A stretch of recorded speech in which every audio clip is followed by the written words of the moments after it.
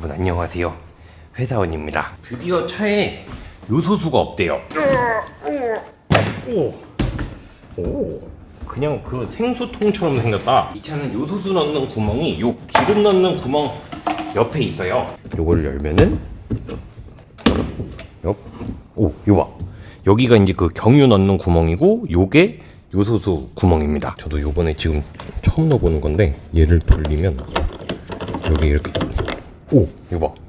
여기다 이렇게 그 꽂고서 넣는 건가 봐. 깔때기를 꽂고서 여기다 요거를 이렇게 꽂고 이렇게 그냥 넣으면 될 것 같습니다. 이렇게 해갖고 오 들어간다.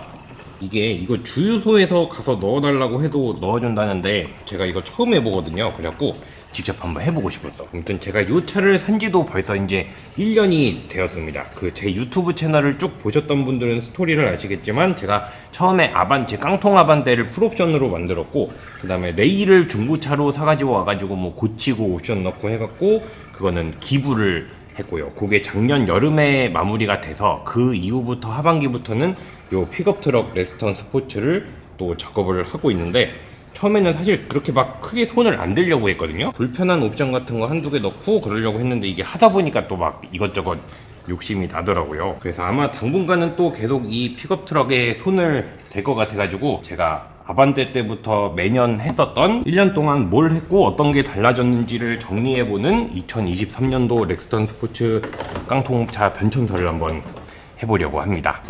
제가 이제 이 차를 작업한 지가 반년이 조금 넘었는데 제가 그동안 했던 거를 이렇게 적어와서 세어보니까 총 17가지의 작업을 했고 사용한 비용은 총 278만 1129원을 썼습니다.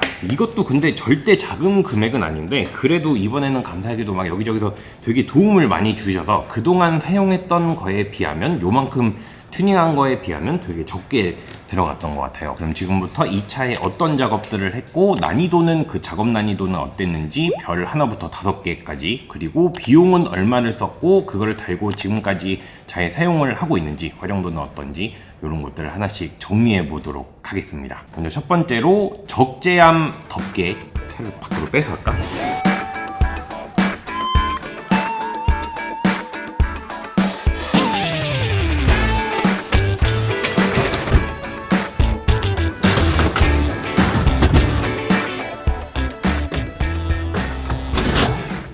이게 추우니까 좀 하자가 생기더라고.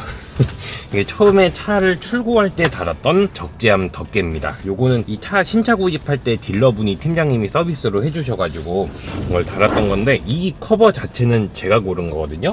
요게 YM 테크라고 요거는 제가 고른 건데 이게 보통 적재함 덮개는 이 옆에 이 적재함 왼쪽을 뚫어서 타공을 해가지고 요거를 고정을 시킨대요. 근데 요거는 무타공으로 타공을 안 하고 요봐 이렇게 볼트너트로 이렇게 찝는 형식으로 이렇게 고정을 할 수가 있다 그래서 요거를 골랐고 그리고 여기 옆에 이렇게 레일이 나 있어 가지고 뭐 롤바나 이런 거 고정할 때 그냥 이렇게 끼워서 브라켓으로 고정을 하면 돼. 여기 그런 식으로 고정을 하고 있는 거거든요. 그래도 된다 그래서 요거를 했던 건데 근데 나중에 달고 보니까 타공으로 이렇게 뚫는 게 좀 더 튼튼하고 안전하지 않을까라는 생각은 들더라고요. 여기 좀 물도 좀 새.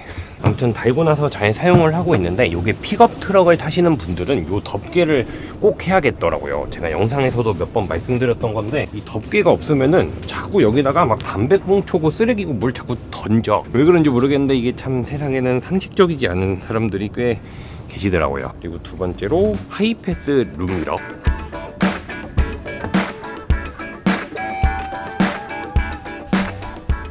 이 트럭도 수동이다 보니까 깡통 트림이어서 이 하이패스가 없는 룸미러가 달려 있었거든요. 그래서 요것도 부품을 사가지고 교체를 했습니다. 요거 난이도는 별 3개? 저는 일단은 배선 작업을 해야 되면 별 3개부터 시작을 한다고 생각하는데 근데 그렇게 막 어렵지는 않아요. 요 룸미러에서부터 두 가닥을 뽑아서 요 A필러 위에 있는 커넥터까지만 가면 이 밑에서부터는 높은 옵션 기준의 배선이 깔려 있어서 여기서 이렇게 두 가닥만 연결을 해주면 되는데 일단은 뭔가 핀을 또 찔러 놓고 납땜해야 되고 막 그러니까는 이게 막 일반인이 선뜻 하기에는 조금 어려워. 근데 이게 퓨즈 박스에다가 바로 전원을 연결을 하는 경우도 있더라고요. 하더라고요. 그렇게 하면은 좀 더 쉬울 것 같습니다. 비용은 요 하이패스 룸미러 이 부품이 21만 원이었습니다. 근데 이게 꽤 비쌌는데 뭔가 이렇게 순정 부품 같지가 않고 약간 사제 부품 같아요. 아무튼 저는 뭐 이 하이패스는 필수라고 생각해가지고 설치하고 아주 잘 쓰고 있습니다. 그리고 세 번째로 트렁크 힌지.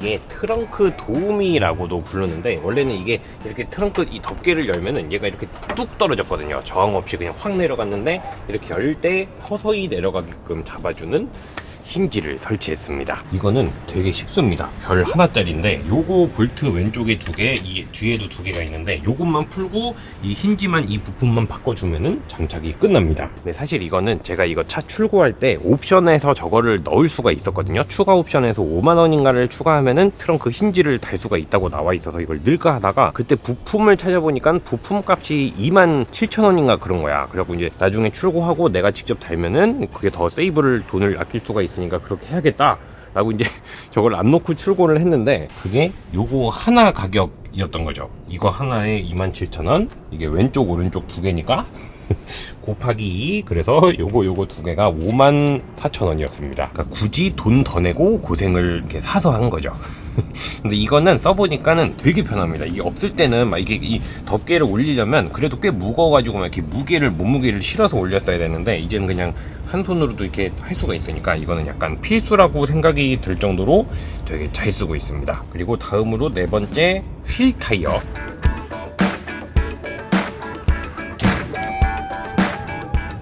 이게 휠이 원래는 17인치 은색으로 낸 기본 휠이 껴져 있었고 타이어도 출고 타이어로 그냥 맨둥맨둥한 일반 타이어가 끼워져 있었는데 18인치 블랙 휠이랑 AT 타이어 울퉁불퉁한 걸로 바꿨습니다. 요거는 감사하게도 요 휠은 그 쌍용 지금은 KGM이죠. KGM에서 이 순정 휠, 이 오프로드 패키징가 선택하면 주는 휠인데 이거를 보내주셨고 요 타이어는 한국 타이어에서 요 다이나프로 AT2 익스트림이라는 타이어를 주셔갖고 이렇게 직접 제가 교체를 했습니다. 요거는 뭐 난이도가 별로 의미가 없을 것 같긴 하지만 굳이 따지자면 별 3개 정도는 되는 것 같습니다. 일단은 장비가 없으면은 할 수가 없으니까 저는 셀프 정비소 가가지고 휠 타이어 그 탈착기로 조립만 했는데 그것도 참 쉽지가 않더라고요. 아무튼 요거는 되게 진짜 만족하면서 타고 있습니다. 일단은 저는 개인적으로 자동차의 얼굴이 요 바퀴라고 생각을 하는데 요 휠 타이어를 바꾸니까 차가 훨씬 더 웅장해 보이고 터프해 보이고 그리고 저는 일반 타이어보다 요 AT 타이어가 훨씬 더 이게 승차감이 좋더라고요. 좀 더 보들보들하고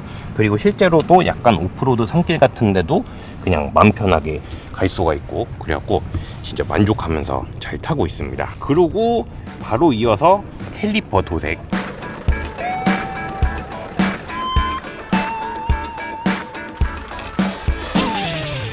짜잔, 휠 타이어 교체하면서 요 캘리퍼도 도색을 했습니다. 이 하얀 색깔 스마일도 그렸고 요거 난이도는 별 3개. 일단은 이게 휠을 빼야 되고 그리고 막 이렇게 마스킹 전부 다 하고 막 이렇게 스프레이로 여러 번 뿌렸다가 말렸다가 또 막 그래도 이게 막 그렇게 간단한 작업은 아니더라고요. 요거 하면서 들었던 비용은 아마 요 빨간 스프레이를 2통 샀었고 내열 스프레이 하나 그리고 커버링 이런 거 그 비닐 사가지고 총 85,000원이 들었습니다. 이거는 약간 자기 만족인 것 같아요. 이게 이제 저는 주차장 갈 때 이렇게 휠 사이로 언뜻 보이는 요 빨간색이 되게 만족스럽거든요. 뭔가 그런 뿌듯한 그런 게 있어. 그리고 다음으로 바로 이어서 허브 스페이서, 요것도 이제 캘리퍼 도색하고 휠 교체하면서 같이 넣었던 건데 이 휠 사이에 보면은 저 은색깔 보이는 저게 허브 스페이서인데 이 중간에 저게 2cm짜리인데 2cm짜리 판때기를 대가지고 이 휠이 좀 더 이 차체 바깥으로 결합이 될 수 있게끔 해주는, 그러니까 약간 이런 신발로 치면은 깔창을 넣는 그런 부품입니다. 이것도 이 휠이랑 같이 그 KGM에서 이렇게 오프로드 패키지로 돼 있는 거래요. 이것도 이렇게 같이 보내주신 건데 요게 2cm일 뿐인데도 되게 체감상 차이가 엄청나게 큽니다. 이게 원래는 차를 이렇게 옆에서 바퀴를 보면은 저 휀다라인 안쪽으로 바퀴가 이렇게 들어가 있었거든요. 근데 2cm 됐다고 완전 타이트하게 딱 맞아떨어집니다. 요 휀다라인이랑. 그래서 이제 훨씬 더 이쁘고, 그리고 이제 이게 약간 외관상의 그런 것도 있는데, 이게 차고를 계속 뭐 리프트업을 하거나 위에다가 뭔가를 올려갖고 무게중심이 올라가면은 이게 양옆으로 좀 더 롤링이 커지니까, 그래서 차폭을 더 늘려야 돼갖고 허브 스페이서를 대는 경우도 있대요.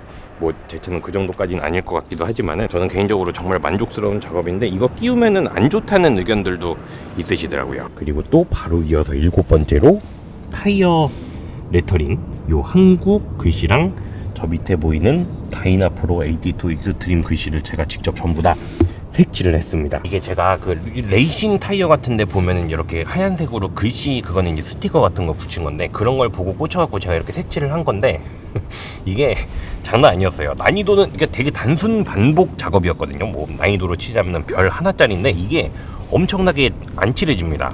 일단 비용이 하얀 펜 2개, 빨간 펜 하나 해가지고 35,200원이었는데, 이게 타이어 전용 펜이라는 걸 샀거든요. 근데 엄청나게 안 칠해지더라고. 그 판매 페이지에 나와 있는 영상에서는 그냥 이렇게 찍찍 그으면 사인펜처럼 이렇게 쭉쭉 그냥 그어졌는데, 그게 아니더라고요. 그래서 결국에는 막 콕콕 찍어가면서 한 땀 한 땀 칠하긴 했는데, 이게 한 달 정도 지나니까 가까이서 보면은 저렇게 이제 다 떨어지고 그리고 색깔도 이게 원래 하얀 색깔이었는데 전부 다 이렇게 누리끼리하게 변했고, 밑에 다이나프로 여기도 지금 다 막 떨어지고, 예, 요렇게 된 상태입니다. 이게 이제 한 3개월, 지금 한 4개월 정도 지난 건데, 이제는 좀 이렇게 희미하게 남아 있어요. 아마 제가 세차를 안 해서 더 그럴 거예요. 그리고 다음은 오르간 페달. 짜잔. 요 엑셀 페달도 원래 이런 브레이크 페달처럼 이렇게 위에서 누르는 서스펜디드 페달, 요런 형태였는데 오르간 페달로 바꿨습니다. 요거 난이도는 별 2개, 엄청 쉽기는 해요. 저 뒤에, 저 엑셀 뒤쪽에 저런 너트랑 볼트 뭐 저런 것만 풀고 저 위에 커넥터만 뺐다 꽂으면 되는 되게 간단한 작업이긴 한데, 일단은 이게 자세가 이렇게 좀 안 좋고, 그리고 이게 공구가 없으면 엄청나게 힘든 작업이 될 수도 있습니다. 금액은 요 페달이 95,000원이었는데, 이 렉스턴 스포츠에는 높은 등급에도 오르간 페달이 안 들어가다 보니까 이게 아마 제네시스 G70 페달인가 그럴 거예요. 요거를 키트로 팔길래 이걸로 설치를 했습니다. 근데 이거는 막 엄청 편하지는 않더라고요. 이게 처음에는 되게 좀 좋았는데, 이게 타다 보니까는, 이건 뭐 약간 취향 차이일 수도 있을 것 같긴 한데, 저는 이게 세단 같은 경우에는 좀 더 시트 포지션이 아래쪽이니까 약간 누워서 앞쪽으로 미는 듯한 그런 느낌이라서 오르간이 편한데, 얘는 약간 승용차보다는 조금 더 트럭의 시트 포지션이 가깝거든요. 그래서 위에서 아래로 누르는 게, 이거 봐, 오르간인데도 이렇게 앞으로 미는 느낌보다는 위에서 아래로 밟는 듯한 요런 자세가 되더라고요. 그래서 오히려 요게 좀 더 편할 수도 있을 것 같아, 서스펜디드 요런 타입이. 그리고 다음은 9번째로 애프터 블로우. 요거는 근데 안 보이겠다. 제가 요거를 저 글루보 박스 아래쪽 저 안쪽으로 이 내장재 전부 뜯어서 설치를 해놔갖고, 이게 저 선만 보인다. 요게 요게 선인데, 여기 보이는 요게 이 에어컨 돌려주는 블로어 모터라는 거거든요. 여기다가 이렇게 커넥터를 끼워가지고 나중에 이 시동을 꺼도 저게 이제 가끔씩 이렇게 돌아가도록 해주는 애프터 블로우라는 거를 설치를 했습니다. 그걸 설치하면은 이게 에어컨 꿉꿉한 냄새 그런 것들이 안 난대요. 난이도는 별 2개, 그냥 그 아까 모터 밑에 있는 커넥터 뽑아서 중간에 그거 꽂고 이렇게 접지만 해주면 끝나는 작업인데, 그 본체를 어딘가에 고정하는 게 복잡하더라고요. 저는 안 보이게 하고 싶어갖고 저 안에다가 설치를 했는데, 비용은 이 부품이 95,000원이었는데 나중에 알고 보니까 이게 행사 가격이어갖고 엄청나게 싼 거였더라고요. 아무튼 요거는 이제 여름에 달아갖고 쭉 써보니까 되게 좋긴 좋아요. 이게 그 약간 확실히 그 에어컨 꿉꿉한 냄새, 에어컨 틀었을 때 시동 걸고 에어컨 나왔을 때 꿉꿉한 냄새는 확실하게 없어지는 건 맞는데, 문제는 그 운행하는 텀이 짧을 때에는 이 문을, 차 문을 이렇게 여는 순간부터 냄새가 나더라고요. 예를 들어서 아침에 주차하고 내려가고 몇 시간 있다가 다시 와서 이제 딱 차문을 열었다 그러면은 그 사이에 한 10분마다 1분마다 계속 이게 작동이 되면서 바람이, 에어컨 바람이 숭숭숭 나오는 거거든요. 그러면은 이게 차 안에가 환기가 안 되니까 그 어떤 꿉꿉한 그것들이 전부 이 실내 안에 머물고 있더라고.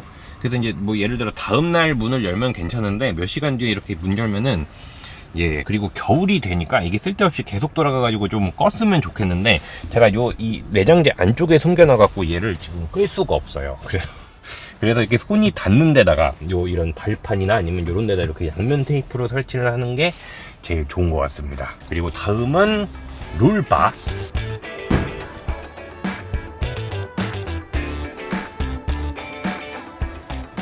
적재함 위에 요 롤바를 달았습니다. 요거는 구독자님의 지인분이 트레일러 그런 샵을 위드 트레일러라는 샵을 하시는데 그분께서 도와주셔갖고 비용은 안 들었고요. 이게 원래는 이 옆에 적재함을 뚫어가지고 고정을, 원래는 요런 데를 타공해가지고 구멍 뚫어서 이 롤바를 이렇게 고정을 하는 그런 방식인데, 이건 아까 보여드렸던 요 레일이 달려있어가지고 요런 브라켓을 꽂아가지고 고정을 시켰습니다. 요거는 도와주셔가지고 굉장히 수월하게 했는데, 만약에 혼자 했으면 난이도가 별로 의미는 없겠지만 한 별 3개 정도는 됐었을 것 같아요. 이 롤바도 되게 종류가 여러 가지가 있는 것 같은데, 얘는 애니 커스텀이라는 이름의 롤바거든요. 근데 이게 되게 용도가 여러 가지가 있는 것 같은데, 일단 얘는 이 렉스턴 스포츠에 설치를 하니까 다른 차는 안 그럴 수도 있지만 저 샤크 안테나보다 얘가 높이가 낮아가지고 이 위에다 뭔가를 올리면 저 앞에가 그 텐트가 저희가 걸리더라고요, 샤크 안테나가. 그래서 이제 사장님이 이런 부싱을 만들어 주셔서 요거를 올리고 그 위에다 이렇게 설치를 하긴 했는데, 이게 나중에 알고 보니까 이 텐트가 이 차 앞쪽 적재함 앞쪽으로 튀어나오는 요런 방식의 텐트 말고 이렇게 옆으로 열리는 게 또 있더라고요. 얘는 이렇게 위로 열리는 건데, 이렇게 옆쪽으로 열리는, 그러니까 요 샤크 안테나 앞쪽까지 안 가는 요 정도 사이즈의 텐트용 롤바더라고요. 그러니까 저는 약간 제가 마음에 드는 걸 하나하나 따로따로 설치를 하다 보니까 이런 상황이 생겼는데, 이제 보통을 설치할 때 전문가님한테 가가지고 한꺼번에 이렇게 상담을 받고 설치를 하니까, 아무튼 그 결론은 전문가에게 가셔야 됩니다. 그리고 다음은 원래 순서상으로 보자면 제가 지금 작업한 순서대로 말씀을 드리고 있는데, 그렇게 치면 이건 뒤쪽인데 그냥 바로 이어서 루프탑 텐트.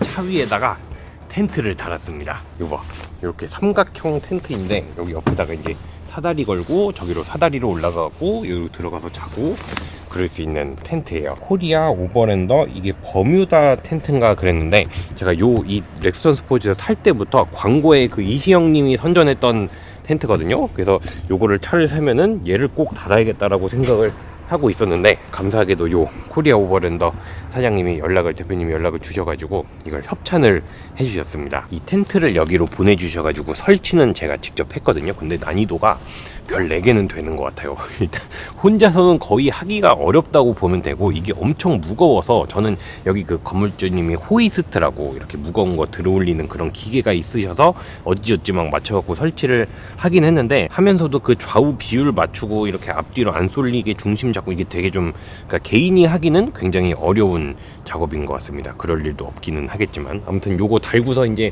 캠핑도 가고 뭐 그러려고 했는데, 달고 나서 3번 펴봤습니다. 이번이 4번째예요 지금. 아무튼 요거 달고 나서 주위에서 이거 어떠냐고 되게 많이 물어보셨거든요. 이거 달고 뭐 주행할 때 달릴 때 어떠냐 뭐 그런 질문들도 되게 많았는데, 제가 이제 요거 달고 나서 거의 이제 2달, 3달 정도 이제 운행을 해보면서 다니니까 확실히 요 위에 일단은 뭔가 바람 저항이 될 만한 게 딱 달리니까 풍절음은 굉장히 심해지더라고요. 한 100km만 돼도 그 소음이 되게 심해지고, 이게 이제 무게중심이 높아지니까는 롤링도 생기고, 그리고 저는 개인적으로 제일 불편한 거는 이게 좀 제가 계산을 잘못한 거긴 한데, 지금 제 차가 이걸 달고 나니까 높이가 2.13인가 그렇거든요. 이 부싱 요거 높이를 계산을 잘못해가지고 원래는 딱 2.1 아래로 맞추는 거였는데, 저것 때문에 2.1이 조금 넘어가지고, 약간 이제 요즘에 만든 건물들은 대부분 주차장이 뭐 한 2.3m 이상 그 더 높은 것도 있고 그러니까 상관이 없는데, 서울 같은 데 가면은 거의 뭐 주차는 못 한다고 봐야 되더라고요. 그리고 다음 12번째 리프트 업.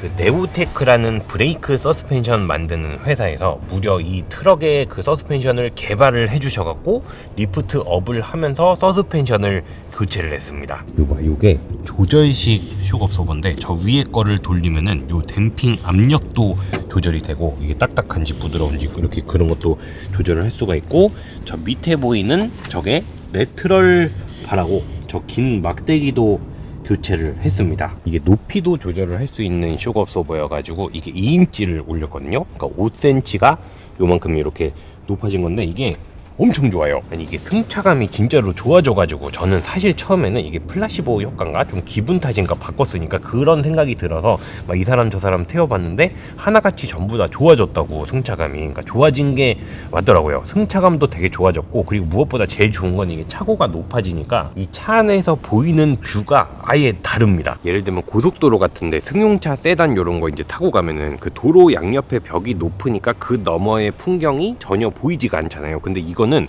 다 보여. 무슨 강이든 산이든 마을이든 이게 다 보이니까 차가 높으니까 운전하기도 편하고, 그 어떤 운전하면서 겪는 그 시야의 경험 자체가 달라지더라고요. 지하 주차장만 아니면은 더 올리고 싶어요, 차를. 그리고 다음에 13번째로 이걸 넣을까 말까 고민을 했는데 그래도 뭔가 한 거니까 스마트키. 이거는 들어가서 보자. 춥다 이제. 웬만하면 밝은 데서 찍고 싶었는데 이제 너무 추워. 요거를 구독자님이 이 차고 앞에 두고 가셔가지고 조립식 스마트키였는데 요거를 제가 조립해갖고 스마트키를 이식을 했습니다. 이거는 좀 개인적으로 되게 어려웠어요. 별 2개 정도는 됐었던 것 같아. 이게 되게 이거 라이브로 그때 조립하면서 이식을 했었는데 기존 거를 분해하는데 좀 오래 걸리고 조립하는 것 자체는 그렇게 좀 어렵진 않았던 것 같은데, 아무튼 요거 보내주신 구독자님 다시 한번 감사드립니다. 그리고 다음은 14번째로 리어 램프.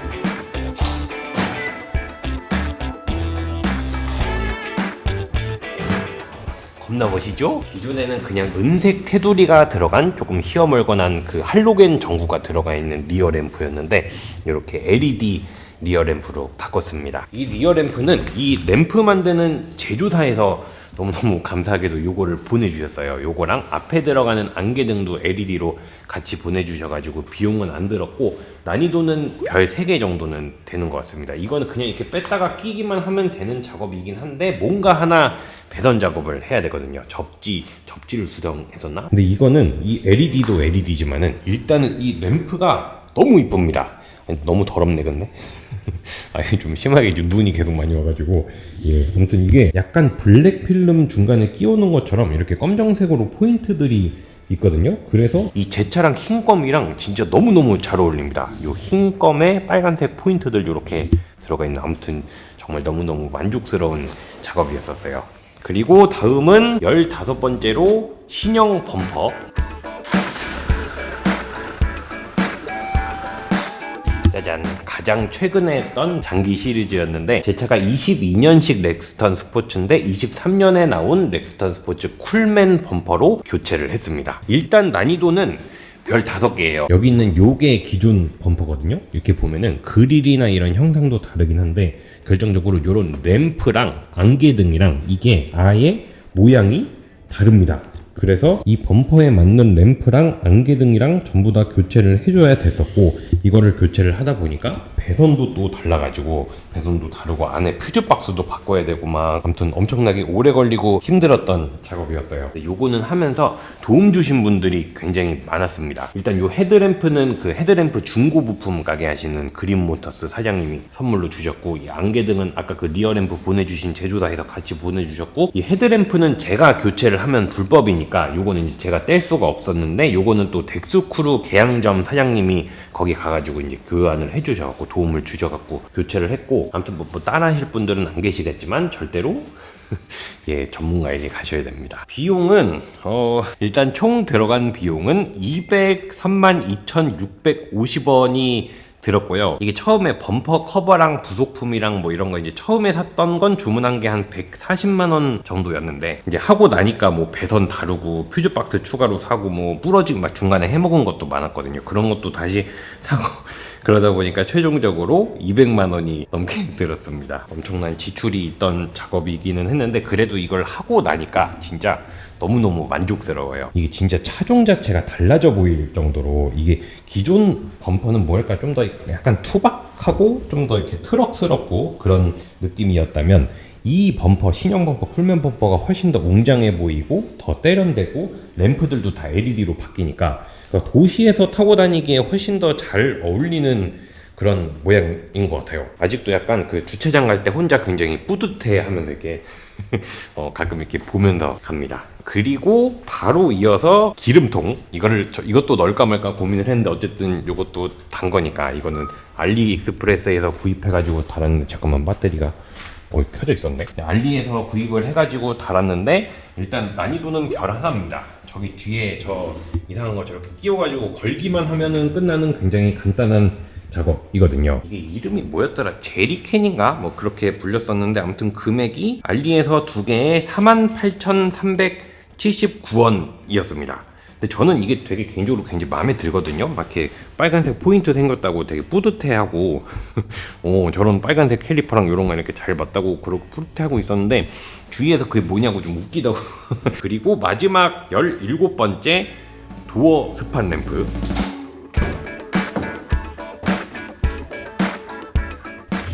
짜잔, 문짝 아래쪽에 나오는 도어 스판 램프를 달았습니다. 이게 원래도 이렇게 문 열렸다고 알려주는 저 빨간색 커티시 램프는 달려 있었거든요. 근데 요 아래쪽에 이렇게 밑으로 쏴주는 스판 램프가 달린 요걸로 이제 요 부품을 교체를 했습니다. 근데 요거는 난이도가 심하게 쉬워요. 별 하나짜리인데 제가 그동안 유튜브 하면서 했던 것 중에 제일 쉬울 정도로, 이 껍데기가 그냥 여기 사이 찌르면 이렇게 빠지는데 그걸 빼고 전구 빼고 요것만 끼우면 끝입니다. 그러니까 거의 실내등 바꾸는 것보다 쉬운 수준인 것 같아요. 근데 문제는 이게 비용이, 쉽기는 쉬운데 비용이, 요게 좌우 두 짝을 해야 되니까 두 짝 해가지고 108,900원이 들었습니다. 부품이. 그러니까 11만원 정도를 내고 이거 문 열었을 때 아래에서 불빛이 나오냐 안 나오냐를 그걸 가격을 용서를 할 수가 있느냐. 그렇습니다. 여러분, 이렇게 총 17가지의 작업, 총 278만 1,129원을 썼는데, 뭐 전에 이제 그 계속 변천사 할 때도 말씀드리지만 이게 부품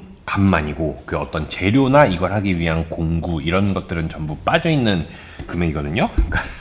여기다 이제 인건비까지 더한다고 생각을 하면, 항상 말씀드리지만 저는 그 차는 꼭 카센터에 전문가에 가는 거를 추천드립니다. 그럼 여러분 1년 동안 또 재밌게 시청해 주셔서 너무너무 감사드리고요. 새해 복 많이 받으시고 하시는 일 모두 잘 되시길 바라겠습니다.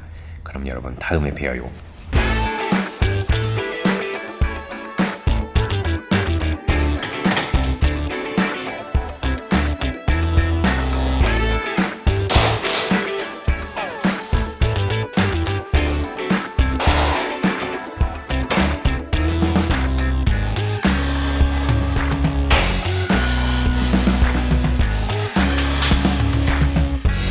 사다리 고리를 옮기는 것보다 저 기름통을 옮기는 게 더 쉬웠을 것 같긴 한데, 기름을 안 넣긴 할 거지만 그래도 주유구가 여기 있잖아요. 안 넣을 거지만 왠지 여기에 이렇게 맞추고 싶었어.